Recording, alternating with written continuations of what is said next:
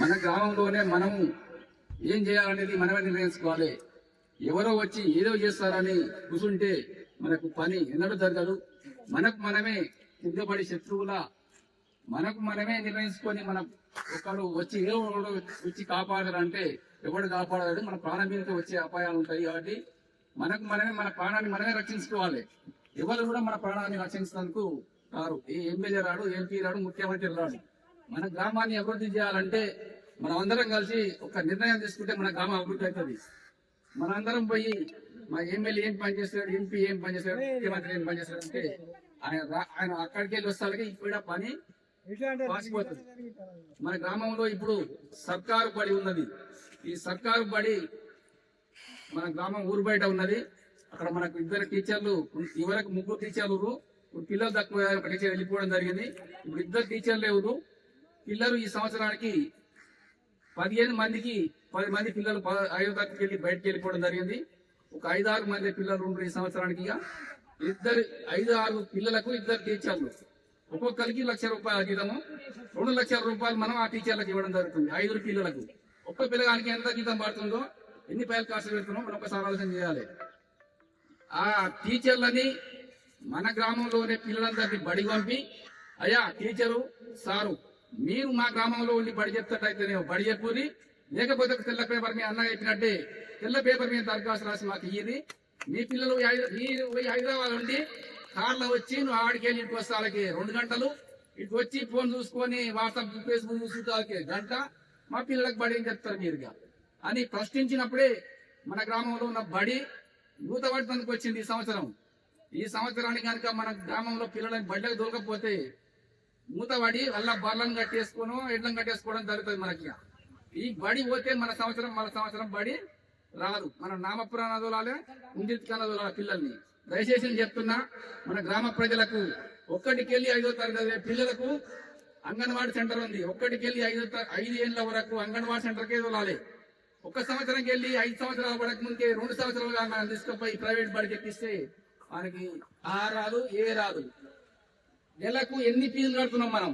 ఒక్క పిల్లగానికి ఫీజు కట్టేది ఒక్క మనిషి, ఒక రైతు 4 ఎకరాలు వ్యవసాయం చేయొచ్చు మనం పిల్లగానికి ఫీజు కట్టే పైసలు తోటి. అర్థమవుతుందా? ఇప్పటికైనా మన గ్రామాన్ని మనం అభివృద్ధి చేసుకోవాలంటే ఎవరు కూడా అభివృద్ధి చేయాలని చెప్తున్నాను నేను. మనమే మన గ్రామాన్ని అభివృద్ధి చేసుకోవాలి. ఏ విషయంలో, పిల్లల విషయంలో, పెద్దల విషయంలో, మన ఆరోగ్యమైనా, మన ఆరోగ్యాన్ని మనమే ఖరాబ్ చేస్తున్నామండి. ఎందుకు? పొద్దుగాలు ఏమైనా చక్కగా ఏం షాప్లో పోతున్నాం మనం? మందు షాపులకు 6 గంటలకే చాయ్ తాగినట్టు. ఎందుకు? మన ఆరోగ్యం ఖరాబ్ అవుతుందని తెలియదు మనకు.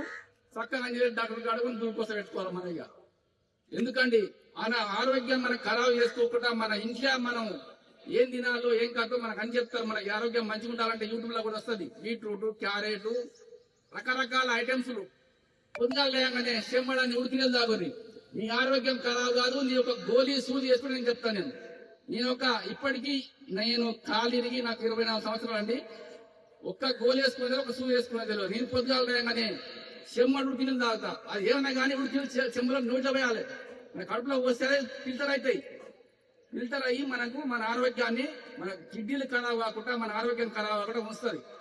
ప్రతి ఒక్కరు కూరగాయల పోయిన నిన్నురి ఈ మటన్ అని చికెన్ అని తీసుకుపోయి కిలడు తీసుకొని తింటే మన పశలు ఖరాబు, మన పానం ఖరాబు. పానం ఖరాబ్ అని చూసుకుంటలేడు. పోయినావా, కిలో తీసుకున్నావా, తిన్నావా, అయిపోయింది. మందు తీసుకున్నావా, తాగినావా. ఇదేనా మన పద్ధతి? ఇప్పటికైనా చెప్తున్నా మన గ్రామ ప్రజలకు అందరికీ, ప్రతి ఒక్కరు మన ఆరోగ్యం పైన దృష్టి పెడితే అవసరాలు కాదు. మీ చిన్న పిల్లలు ఉంటారు, ఆ తాయి ఖరాబ్ అయి చచ్చిపోతే ఆ పిల్లలు నోటు చదవండి. ఆ భార్య పిల్లలు రోడ్డున పడితే పరిస్థితి ఏంది? వెనుక ముందు ఆలోచన చేయాలి. ఒకనే మాటలని అనే తాగితే మాటలు వస్తాయి, కాకపోతే మాటలు. కష్టం చేసుకొని బతికే కుటుంబం మనది. ప్రతి ఒక్కరూ పని చేసుకొని బతికనే వెళ్తుంది. భార్య భర్త ఇద్దరు కలిసి పని చేసుకుంటే కుటుంబం బాగుపడుతుంది. భార్య పని చేసి భర్త ఈడ రోడ్ మీద ఉండనుకో పిల్లలకు కథలు కూడా జరిపోవాయి, పైసలు కూరగాయలు జరుపు. ఇప్పటికైనా చెప్తున్నా, ప్రతి ఒక్కరూ కష్టం చేసి పని చేసుకొని బతకాలి. మనం తాగుడుకు అలవాటు పడద్దు. డ్రగ్స్, చిన్న పిల్లలు ఇప్పుడు డ్రగ్స్ కు అలవాటు పడుతున్నారు. యూట్యూబ్ లో చూసి ఆ బీర్లు, బిర్యానీలు, ఇదేనా మన పద్ధతి? చిన్న పిల్లలు 15 సంవత్సరాల లోపు డ్రగ్స్ కు అలవాటు పడరు. పక్కన అంతపేట గ్రామంలో చూసినా మన పేపర్ కూడా వచ్చింది. చిన్న పిల్లలు ప్రత్యేకంగా చెప్తున్న వాళ్ళకి, యువకులు మీరు మంచి పనులు చేయరు కాబట్టి ఈ గ్రామాన్ని అభివృద్ధి చేసే పనుల్లో పాల్గొనరు. ఈ తాగుడుకు వ్యసనానికి ఇది కొంతమంది పిల్లలైతే కాదు ఏమైనా ఉంది చూసినాం మనం. చిన్న చిన్న పిల్లలు ఫోన్ ఇస్తారు పిల్లలకు, హాయ్ బాగున్నావా ఫోటోలు పెట్టుకోవడం వాట్సాప్ లా. దా ఏడికండి ఇది ఏడికపోతుంది సమాజం. చిన్న చిన్న పిల్లలకు ఫోన్లు ఇచ్చి మన ఇల్లు ఖరాబ్ చేసుకునే పద్ధతి మాట. ఆ పదవ చదువుతుంది ఫోన్ ఇస్తాడు, ఆ చదివే 10వ తరగతి. ఫోన్లో ఏముంటుంది అలా మొత్తం హాయ్ దా, ఇదే పనాగా. చిన్న చిన్న పిల్లలకు ఫోన్లు ఇవ్వద్దు. కనీసం వాడిని తెలియడానికి వచ్చేటానికి కష్టపడి జీవితంలో కష్టపడేతోడు ఫోన్కి అలవాటు పడడు, కష్టపడినోడు ఫోన్కి అలవాటు పడి బానిసగా మారుతురు. చిన్న చిన్న పిల్లలు ఖరాబ్ అయ్యే రోజులు ఇవి. మనం ప్రభుత్వం ఏది చెప్పినా సరే కానీ మన ఆరోగ్యం మీద మనం దృష్టి పెట్టి మనం ఖచ్చితంగా ఈ పని చేసినట్లయితే మన ఊరిని ఈ యొక్క మరుగుడ మండలంలోనే ఒక ఆదర్శ గ్రామంగా చేయాలనే తపనతోటి నేను ఈ సర్పంచ్కి పోటీ చేయడం జరిగింది.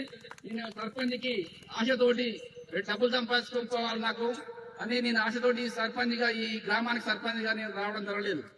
ఆశయం ఏదేమైనా ఆశయం కొరకే నా యొక్క తపన.